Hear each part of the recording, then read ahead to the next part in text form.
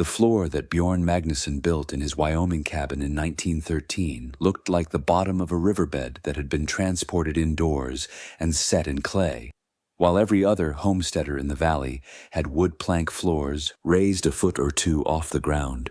Bjorn had excavated down to bedrock, then carefully selected and placed over 4 tons of smooth river stones directly on the earth. Dark stones, dense stones, heavy stones that he'd spent 3 months collecting from the Shoshone River, testing each one by heating it in his campfire and seeing how long it stayed warm. The stones that cooled quickly, he discarded. The stones that held heat for hours, he kept. By the time he was finished, his entire cabin floor was covered in a single layer of these heat-holding stones, each one the size of a man's head, or larger, fitted together like a mosaic, and grouted with a special clay mixture. "You've built a stone floor," said Marcus Sullivan, Bjorn's neighbor to the south, staring at the construction with bewilderment. "At ground level, with no airspace underneath. That floor will be freezing all winter. The cold will come right up from the ground." Bjorn was finishing the grouting work, pressing clay between the stones with careful attention to detail. "The floor will be warm all winter, warmer than your wood floor that has cold air underneath it." How can a stone floor at ground level possibly be warm? Stone is cold. Everyone knows that, and ground in winter is frozen. You've built a floor that will conduct cold directly into your living space. This is the opposite of what you should do. Stone is not cold or warm. Stone is whatever temperature you make it, and once you make it warm, it stays warm, much longer than wood or air or anything else. Marcus shook his head. "Even if you heat these stones, they'll cool down as soon as the fire goes out. By morning, you'll be sleeping on frozen rock. Your feet will freeze. You'll be miserable. By morning, the stones will still be warm from yesterday's fire. They hold heat for a very long time, longer than you think possible." "Bjorn, I respect your work ethic. I respect that you spent 3 months collecting these stones. But this is a mistake. A stone floor at ground level in Wyoming winter is going to make your cabin unlivable. Trust me, I've been here 5 years. I know what works." Bjorn straightened up from his work and looked at Marcus directly. "I grew up in northern Sweden. We heated rocks in fire pits and put them in our beds to stay warm. Hot rocks would keep a bed warm all night, 8, 10 hours. These 4 tons of rock will do the same for this cabin. Heat them during the day. They keep the cabin warm all night. No fire needed after sunset. Putting a hot rock in a bed is not the same as heating a whole floor of rocks. The scale is completely different. You'd need an enormous fire to heat 4 tons of stone, and even then, I don't believe it would stay warm all night. Heat dissipates. That's just how it works. Heat dissipates slowly from dense stone, much more slowly than from air or wood. This is physics. This is thermal mass. I'm not guessing. I know how this works." Marcus sighed. "Well, I hope you're right. Because if you're wrong, you'll be tearing out this floor come spring and building a proper raised wooden floor like the rest of us have, and that's a lot of wasted work." Other neighbors had similar reactions. The general consensus was that Bjorn had made a terrible mistake. Stone floors were for root cellars and basements, places where you wanted it cool. For living spaces in Wyoming winter, you needed insulation from the ground. You needed air space. You needed wood. A stone floor at ground level was architectural suicide. Some people felt sorry for Bjorn. The poor Swedish immigrant didn't understand American building practices. He was applying knowledge from Sweden that didn't translate to Wyoming. He'd learned the hard way. Others were less sympathetic. If a man was stubborn enough to ignore obvious common sense, he deserved to suffer the consequences. Frontier life sorted out the foolish from the wise. Bjorn would be sorted. Bjorn ignored all of it. He finished grouting his stone floor in early October 1913. The result was beautiful in a rustic way. Smooth river stones in shades of gray and black and dark brown, fitted together in irregular patterns, the whole surface flat and solid. You could walk on it barefoot without discomfort. The stones were worn smooth by centuries of river flow, but the real test wasn't aesthetics, it was performance. Would the floor do what Bjorn claimed it would? Would 4 tons of stone actually heat a cabin and hold that heat overnight? The first test came on October 20th. Bjorn built a fire in his stove, not a small fire, a large, hot fire that he maintained for 4 hours. The stove heated the cabin air, the hot air circulated, and slowly the stone floor began to warm. This was the key to Bjorn's system. The fire didn't heat the stones directly. The fire heated the air. The hot air, being less dense, rose to the ceiling and circulated through the cabin. As it circulated, it contacted the stone floor. Heat transferred from the hot air to the cool stones. Slowly, gradually, over hours. After 4 hours of burning, the cabin was quite warm, 70 degrees Fahrenheit, but more importantly, the stone floor was warm, not hot enough to burn bare feet, but noticeably warm, perhaps 90 degrees on the surface. Bjorn estimated the stones had absorbed enormous amounts of heat. 4 tons of stone, 8,000 pounds, with a specific heat capacity of about 0.2 BTU per pound per degree Fahrenheit. If the average stone temperature had increased by 50 degrees, they'd absorbed about 80,000 BTUs.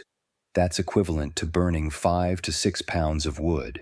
That heat was now stored in the stone mass. The question was how long it would stay. There, Bjorn closed the stove dampers and let the fire die to coals, then go out completely. This was 6 p.m.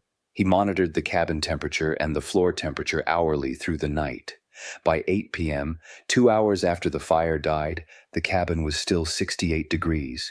The floor was still warm. By 10 p.m., 4 hours later, the cabin was 65 degrees. The floor was still perceptibly warm. By midnight, 6 hours later, the cabin was 62 degrees. The floor was warm.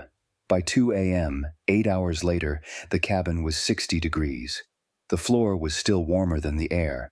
By 6 a.m., 12 hours after the fire went out, the cabin was 58 degrees. The floor was still slightly warm, though cooling. Bjorn rebuilt his fire. Within 2 hours, the cabin was back to 70 degrees and the stones were recharging with heat. The system worked.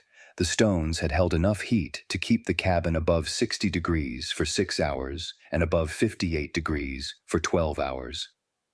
Overnight. Without any fire. Just stored thermal mass releasing heat slowly. But this was mild weather. Outside temperature had been around 40 degrees. What would happen in real cold? Marcus Sullivan stopped by in early November to check on Bjorn. He was curious whether the stone floor was working or whether Bjorn had admitted defeat yet. He found Bjorn sitting at his table in his shirt sleeves, comfortable. "Your floor," Marcus said. "Is it working?" Bjorn gestured for Marcus to remove his boots and walk on the floor. Marcus did so, stepping onto the stones in his wool socks. The floor was warm, actually warm, pleasantly warm. "This is remarkable," Marcus admitted. "How long since you had a fire?" "I fired the stove this morning, 4 hours. That was 8 hours ago. The floor is still warm. The cabin stayed above 60 degrees all night." "How is this possible? These are just stones." "These are not just stones. These are carefully selected dense stones with high thermal mass. They absorb heat slowly and release it slowly.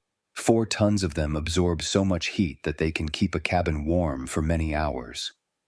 Marcus walked around the floor, feeling the warmth through his socks. "But the heat has to come from somewhere. You're still burning wood." "Yes, but I'm burning it efficiently. The hot air heats the stones. The stones store the heat. The heat releases slowly. I fire once or twice per day. The stones keep the cabin warm between firings. I'm using maybe half the wood you're using." "Half?" Marcus was burning approximately 1 cord per week in the current mild weather. If Bjorn was using half that, he was achieving significant efficiency. The thermal mass creates efficiency. Instead of constantly burning wood to replace heat that's escaping, I store heat when I burn and release it gradually. The stones buffer the temperature. They make the system more efficient. Marcus was impressed but cautious. This is mild weather. What happens when it's -20 degrees and the wind is blowing? The same principle applies. I'll need to fire more frequently, maybe 3 times per day instead of 1 or 2, but the stones will still store heat and release it. The cabin will stay warm. If this works in real cold, I want you to teach me how to build this. My wood floor is adequate, but if your system uses half the wood and keeps the cabin warmer, that's a significant advantage. Over the next month, Bjorn refined his operation. He learned the optimal firing schedule for different outside temperatures. He learned that a large, hot fire for 4 hours was more effective than a moderate fire for 6 hours. The intense heat raised the stone temperature more, storing more energy. He learned that the cabin stayed warmest if he fired in the late afternoon, so the stones were at peak temperature by bedtime. The stored heat would then carry through the night. By December, he had the system perfected. His cabin stayed at 60 to 65 degrees around the clock with 2 fires per day in moderate cold and 3 fires per day in severe cold. His wood consumption was consistently 40 to 50% less than his neighbor's consumption, and his comfort level was higher. The radiant heat from the warm floor was more pleasant than convective heat from a stove, but the real test was coming. December 1913 brought a severe cold wave to Wyoming. On December 18th, the temperature dropped to -15 degrees Fahrenheit. On December 19th, -25. On December 20th, -30. The cold settled in and didn't break. For 10 days, the temperature remained below -20. Wood stoves across the valley burned constantly. People fed them around the clock. And still, cabins barely reached 60 degrees. The cold was overwhelming the heating systems. Marcus Sullivan was burning 2 cords of wood per week, 2 cords. And his cabin was averaging 55 degrees. He wore heavy clothes indoors. He slept under multiple blankets. He was constantly cold. On December 22nd, he made the trip to Bjorn's cabin to check on him. He half expected to find Bjorn frozen, his stone floor having proven to be the deadly mistake everyone predicted. Instead, he found Bjorn working on tanning a deer hide, comfortable in moderate clothing. The cabin was warm. Marcus checked the thermometer, 64 degrees. Outside it was -28 degrees. How are you this warm? It's -28 outside. My cabin is barely 55 degrees, and I'm burning wood non-stop. Bjorn gestured to the stone floor. The stones, 3 fires per day. Morning, afternoon, evening. Each fire is large and hot, 4 to 5 hours. The stones soak up the heat. Between fires, they release it. The cabin never drops below 60 degrees. But I'm burning constantly, and I'm colder than you are. You're burning constantly, but most of your heat is escaping, up the chimney, through air leaks. My heat is stored in 4 tons of stone. It can't escape quickly. It releases slowly into the cabin. Much more efficient. Marcus knelt down and placed his palm on the floor. 8 hours since the last fire had gone out. The stones were still noticeably warm. Not hot, but definitely warm, room temperature or slightly above. These stones are still warm. 8 hours later, how is that even possible? Thermal mass. Dense stone has high heat capacity. It takes a lot of energy to heat it up, but once it's hot, it takes a long time to cool down. 4 tons of hot stone is like a battery. Charged during fires, discharges slowly between fires. The cabin stays warm. What's your wood consumption? About 1 cord per week right now, with 3 fires per day in this extreme cold. Marcus was stunned. I'm burning 2 cords per week, and I'm colder than you are. You're using half the wood, and you're warmer. Efficiency, thermal mass storage, working with physics instead of fighting against it. Marcus stood up from the warm floor. I need this system. Will you help me build it? Of course. Spring. We'll excavate your floor. Select stones. Build your own thermal mass floor. By next winter, you'll have the same system. I'm bringing my family here tomorrow. Can you house 5 people until this cold breaks? We're burning through our woodpile too fast. At this rate, we'll run out by February. Bring them. The floor is large. We'll manage. Better to be crowded and warm than spread out and freezing. Marcus brought his family the next day, 5 people in Bjorn's one-room cabin. But they were warm. The children immediately loved the warm stone floor. They'd never experienced anything like it. They sat on the floor, played on the floor, slept on the floor. The radiant warmth was comforting in a way that heat from a stove never was. Marcus's wife was amazed. I've been cold for 3 years in Wyoming. 3 winters of never being warm. And here, in this cabin, I'm actually warm. My feet are warm. That's never happened in winter. The family stayed for a week while the extreme cold persisted. Bjorn fired his system 3 times daily. Morning fire at 6 a.m., afternoon fire at 2 p.m., evening fire at 8 p.m. Each fire burned for 4 to 5 hours. Between fires, the stones radiated heat. The cabin stayed at 62 to 65 degrees continuously. 9 people. -20 to -30-degree weather. Everyone comfortable. On December 30th, the temperature finally rose above zero. It was 5 degrees. The cold wave was breaking. Marcus and his family returned to their own cabin, but Marcus had made his decision. He would build a hot stone floor no matter what it took. Word spread quickly. The Swedish immigrant with the stone floor. His cabin stayed warm in -30-degree cold. He used half the wood everyone else used. His system worked when conventional heating failed. People wanted to know how. They wanted to learn. They wanted the same system.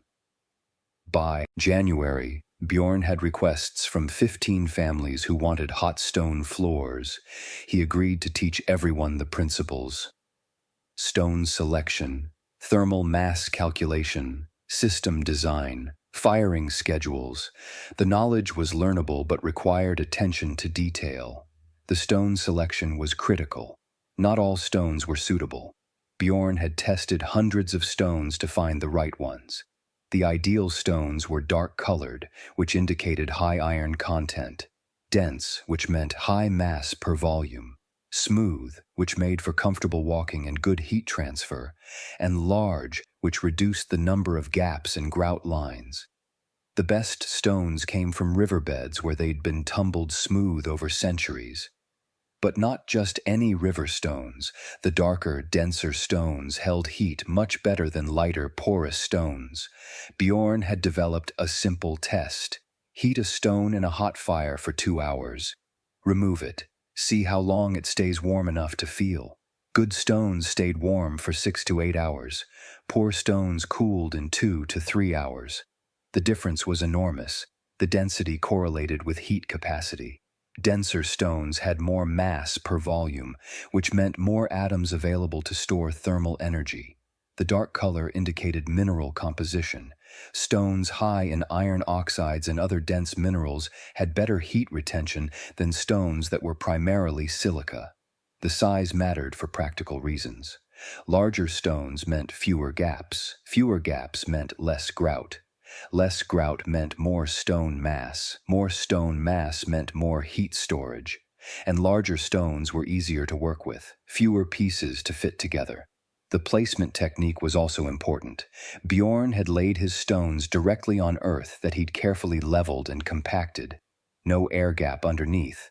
The earth provided a stable base and also acted as additional thermal mass. The stones were fitted together as tightly as possible, then grouted with a clay mixture. The clay grout had to be tough enough to survive temperature cycling, but flexible enough not to crack. Bjorn's recipe was 60% clay, 20% sand, 15% lime, and 5% animal hair for reinforcement. The mixture created durable grout that could handle the expansion and contraction from heating and cooling cycles. If you're starting to see a pattern in these stories, that understanding thermal mass and heat storage beats expensive equipment every time, then you need to subscribe to this channel.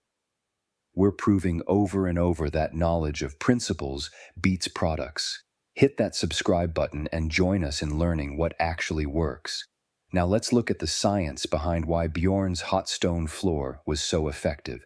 The physics of thermal mass heating is straightforward but profound. The core concept is heat capacity. Different materials require different amounts of energy to change temperature. Water has a very high heat capacity. It takes 1 BTU to raise 1 pound of water by 1 degree Fahrenheit. Stone has a lower heat capacity, about 0.2 BTU per pound per degree Fahrenheit. But stone has a major advantage: density.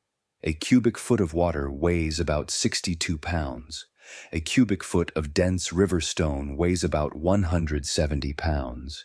So while stone has lower heat capacity per pound, it has more pounds per volume. The net result is that a cubic foot of dense stone has heat capacity comparable to or better than a cubic foot of water. And stone doesn't freeze. It doesn't leak. It doesn't require containers. For thermal mass applications, stone is ideal. Bjorn's floor contained approximately 4 tons of stone, 8,000 pounds, with a heat capacity of 0.2 BTU per pound per degree. Heating this mass by 100 degrees required storing 160,000 BTUs. That's equivalent to burning about 10 pounds of dry wood. Once stored, this heat was released slowly. The rate of release depended on the temperature differential between the stone and the surrounding air. When the stone was much warmer than the air, heat transferred quickly.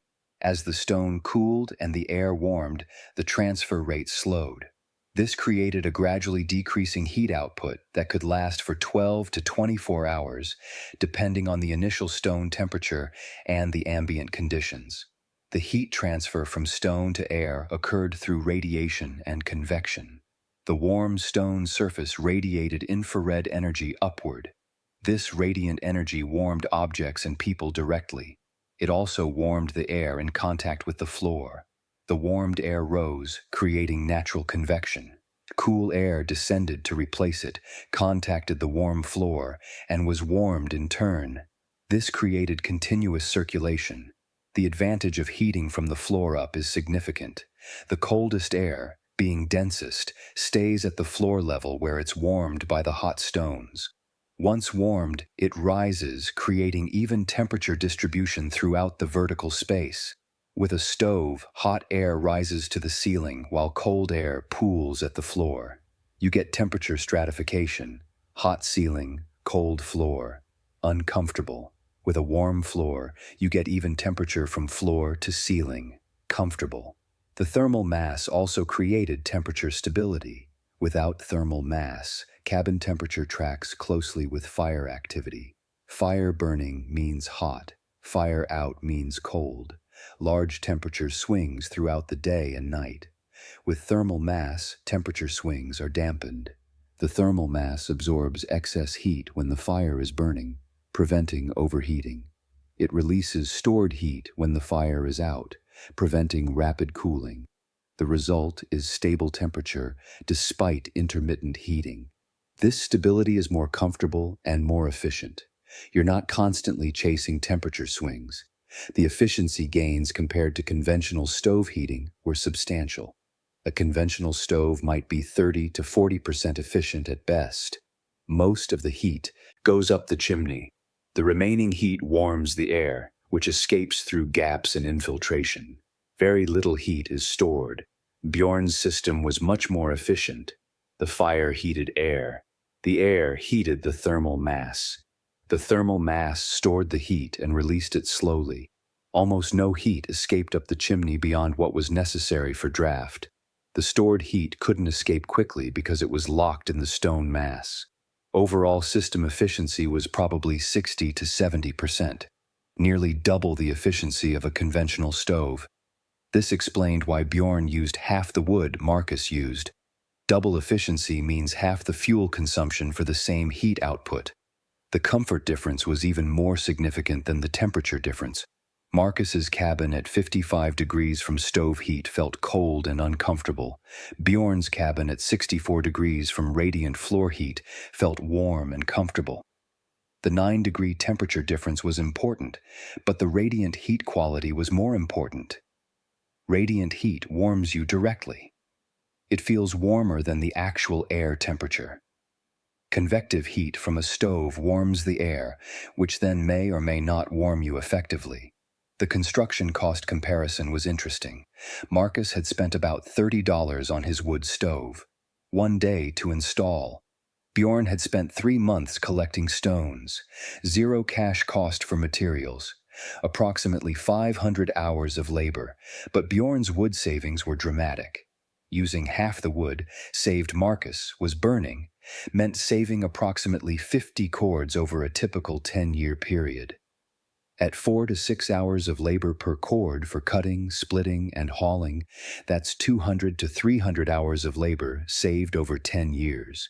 Bjorn's 500-hour investment was paid back in 2 to 3 years through wood processing labor savings. Every year after that was pure gain. The durability was excellent. Stone doesn't decay. Properly grouted stone floors last indefinitely. Bjorn's floor operated continuously from 1913 until 1956 when the cabin was finally abandoned. 43 years. No repairs needed. No component failures. Just occasional regrouting where the clay wore away in high traffic areas. The systems built by others following Bjorn's design showed similar longevity. Stone is essentially permanent. By spring 1914, 8 families had committed to building hot stone floors in their cabins. Bjorn helped design each system, adjusting the stone mass based on cabin size and expected heating needs. The construction happened throughout summer 1914. The process was labor-intensive but straightforward. Excavate the existing floor down to firm earth, level and compact the earth. Test and select stones from local riverbeds. Place stones carefully to minimize gaps. Grout with the clay mixture. Seal the surface. Total construction time per cabin, 4 to 6 weeks of steady work. The results were consistent. Every family that built a hot stone floor reported dramatic improvements. Wood consumption dropped by 40 to 60%. Cabin temperatures increased by 8 to 12 degrees. Comfort improved enormously. The warm floors were particularly appreciated by children and anyone who spent time sitting or working on the floor. By winter 1914 to 1915, 12 homes in the valley had hot stone floors. The performance during that winter, which was fairly mild, confirmed the efficiency gains. Even in moderate cold, the thermal mass approach used significantly less wood while maintaining higher comfort. The community consensus shifted rapidly. Hot stone floors went from being considered crazy to being considered smart. People who'd mocked Bjorn's construction now asked him for advice. The social transformation was complete. By 1920, over 30 homes in the region had some form of thermal mass floor heating. Not all used Bjorn's exact design. Some used smaller stones, some used less mass, some combined stones with other materials, but all followed the same principle. Create a thermal mass floor. Heat it during the day with hot air from a fire. Let it radiate heat at night. The variations in implementation showed that the principle was flexible. You could adapt it to different circumstances, different materials, different budgets. As long as you understood the core concept of thermal mass storage, you could create a functional system. The knowledge spread beyond Wyoming gradually. Family members in other states heard about the hot stone floors. Travelers passing through saw them and asked questions. By 1930, similar systems had been built in Montana, Idaho, and parts of the Dakotas. The spread was organic, person to person. You should try this. It works. Here's how. The effectiveness spoke for itself. The technology never achieved widespread commercial adoption for familiar reasons. It required custom construction. It required significant labor. It required understanding the principles rather than just buying a product. And by the 1930s, alternative heating technologies were becoming available. Central heating, oil furnaces, coal furnaces. These offered convenience that hot stone floors couldn't match. The careful construction and operation that hot stone floors required was seen as old-fashioned. Modern meant convenient. Convenient meant coal or oil. The efficiency was lower, but fuel was cheap enough that efficiency didn't matter. Bjorn Magnusson lived in Wyoming until 1948 when he moved to Utah to live with his daughter's family.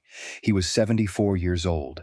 During his 35 years in Wyoming, he'd helped over 40 families design and build thermal mass heating systems. He never charged for his knowledge. He believed survival techniques should be shared freely. The community benefited when everyone had access to the best methods.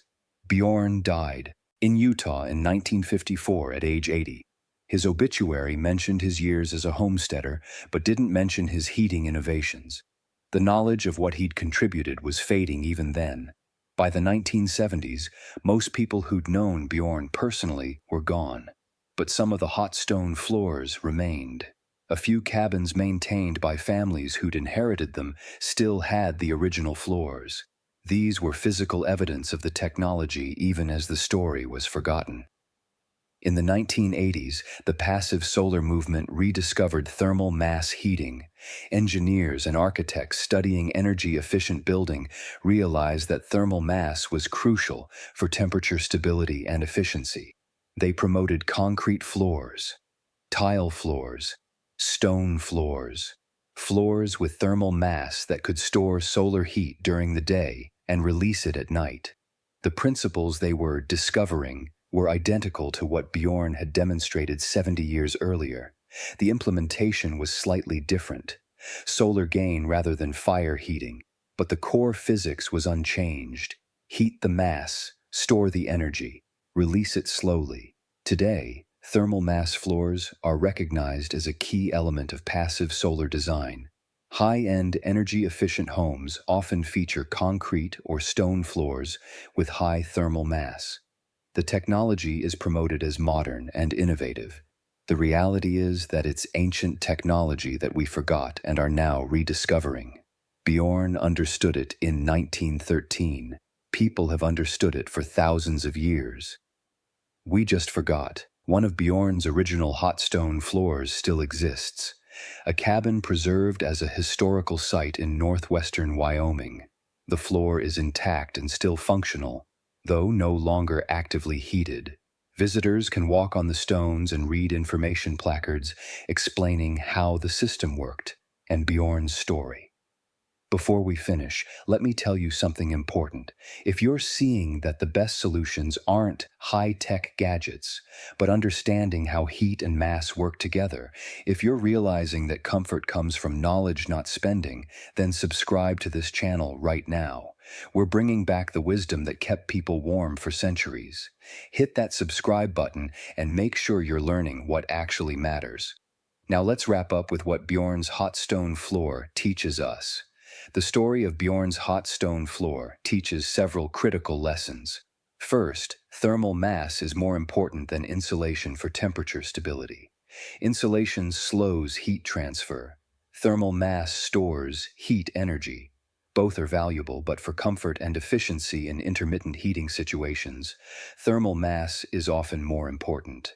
Bjorn's floor stored heat during firing periods and released it during non-firing periods. This created stable comfort. Marcus's insulated cabin with no thermal mass had wild temperature swings, hot when the fire was burning, cold when it wasn't. Thermal mass wins. Second, heating. From the floor up is optimal for comfort. Heat rises. If you heat from above or from the side, the heat concentrates at the ceiling or near the heat source. If you heat from below, the heat rises evenly through the living space. Everyone benefits equally. The coldest air is warmed first. The warmest area is where people's feet are. This is the optimal heating pattern. We've known this for thousands of years. We keep forgetting and rediscovering it. Third, material selection matters enormously. Not all stones are equal for thermal mass. Dense, dark stones with high mineral content store heat much better than light, porous stones. Bjorn spent 3 months testing and selecting stones. That careful selection was crucial to his system's performance. If he'd used random stones without testing, the system would have worked less well. Understanding material properties and selecting appropriately is essential. Fourth, simple systems can outperform complex ones. Bjorn's system had no moving parts, no pumps, no controls, no complexity, just stones, fire, and physics. Yet it outperformed expensive cast iron stoves with adjustable dampers and sophisticated controls. The simplicity was a feature, not a bug. Fewer components means fewer failure points. Natural processes, properly harnessed, are more reliable than mechanical systems. Fifth, front-end labor can save enormous back-end labor. Bjorn spent 500 hours building his floor. He saved 200 to 300 hours over 10 years in reduced wood processing. The initial investment paid back quickly and then continued paying returns forever. We often avoid upfront work because it seems hard, but if that upfront work creates permanent efficiency gains, it's worth doing. The total life cycle labor is lower despite the higher initial investment. Sixth, radiant heat is superior to convective heat for comfort. Two spaces at the same air temperature feel very different if one uses radiant heating and the other uses convective heating. The radiant heated space feels warmer. Your body absorbs infrared radiation directly. You feel warm even if the air temperature is moderate. With convection, you depend on warmed air contacting your skin. Less effective, less comfortable, radiant wins. The economic analysis is compelling. Bjorn's system cost nothing but time. It saved 40 to 60% of wood consumption. Over a 10-year period in Wyoming, that's probably 50 to 70 cords saved. At 4 hours per cord for processing, that's 200 to 280 hours saved. Bjorn's 500-hour investment had a payback period of about 2 to 3 years, then continued generating returns for 40 more years. That's one of the highest return on investment projects imaginable. And the return wasn't just economic, it was comfort, warmth, health, quality of life. These things have value beyond what we can measure in dollars or hours. The social dynamics are familiar. Bjorn was laughed at for his stone floor. People predicted he'd freeze. They said he was wasting his time. They said he didn't understand Wyoming winters. They were wrong about all of it. The stone floor stayed warm all night. It used half the wood. It provided superior comfort. It worked better than any conventional heating in the valley. Bjorn's knowledge beat everyone else's assumptions. And when the extreme cold proved him right, the mockery turned to respect overnight. The 47-degree difference between Bjorn's cabin and Marcus's cabin during the cold wave was stark. Marcus at 55 degrees was miserable. Bjorn at 64 degrees was comfortable. 9 degrees, but also radiant heat versus convective heat. Thermal mass versus no thermal mass, even temperature versus stratified temperature. The difference in lived experience was enormous. The lesson is that small changes in temperature combined with better heat quality create massive differences in comfort. Bjorn's hot stone floor represents intelligent design meeting ancient wisdom. The principle of heating stones and using them for warmth is as old as fire. Ancient peoples put hot stones in beds, in clothing, in shelter. The Romans built hippocausts, the Koreans built ondol, the Scandinavians heated rocks in saunas and homes. This knowledge is ancient and universal. Bjorn didn't invent anything. He applied ancient knowledge to a Wyoming homestead. He scaled it appropriately. He selected materials carefully. He executed properly. And he created a heating system superior to anything commercially available. That's the power of understanding principles. You can adapt and apply them in new contexts. You're not dependent on products or markets. You can create solutions using local materials and simple labor. Knowledge enables self-sufficiency in ways that money never can. Everyone laughed at his hot stone floor. They said stones would be cold. They said ground-level construction would freeze him. They said he'd wasted 3 months collecting rocks. They were wrong. The hot stone floor heated his cabin all night, every night, for 43 years, using half the wood everyone else used, providing superior comfort, proving that 4 tons of carefully selected river stones are better than any cast iron stove, proving that thermal mass beats everything, proving that understanding heat capacity, material selection, and radiant transfer beats expensive equipment and conventional wisdom. Bjorn was right, the laughers were wrong, and the difference was knowledge. Ancient knowledge about thermal mass, knowledge about material properties, knowledge about physics, knowledge that he learned from Swedish traditions and applied in Wyoming, knowledge that worked in 5000 BC, knowledge that worked in 1913, knowledge that still works today. We just keep forgetting it and having to relearn it. Maybe this time we'll remember.